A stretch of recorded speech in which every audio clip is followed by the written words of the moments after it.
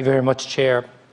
I think it's very telling that Minister O'Brien spent far more time in his speech misrepresenting Sinn Féin housing policy than he did addressing the issue at hand. And what's remarkable about that, of course, is when Minister O'Brien was in opposition, he was the archenemy of what he then called the cuckoo funds. He tabled legislation that he said would clip their wings, and he campaigned on an election manifesto that guaranteed action to ensure no single buyer could buy up blocks of homes that weren't intended for the build-to-rent sector.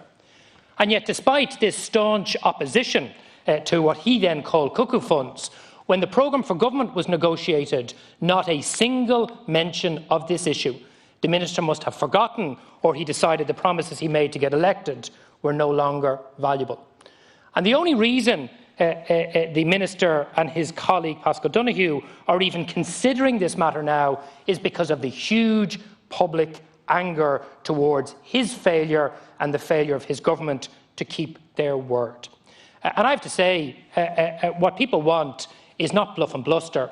They want action, and they will judge the minister by what he does. And with respect to the Minister for Finance, see, the difficulty is, by every single indicator, from the beginning of the 10 years of Fine Gael in government to the end, the housing crisis is worse. Homeless levels higher, rents higher, house prices higher. And now the Minister for Finance is right. If we're arguing that high-yield, short-term, speculative investment funds are the wrong kind of investment, then where will the money come from to build the homes? It's a very reasonable question, although the Minister knows we have answered this repeatedly. The first is the state needs to do far more than it is doing. Half of all of those social and affordable homes that are required should be fully funded by the state. Do what the ESRI said and double capital investment in public housing from 1.2 to 3 to 2.8 billion.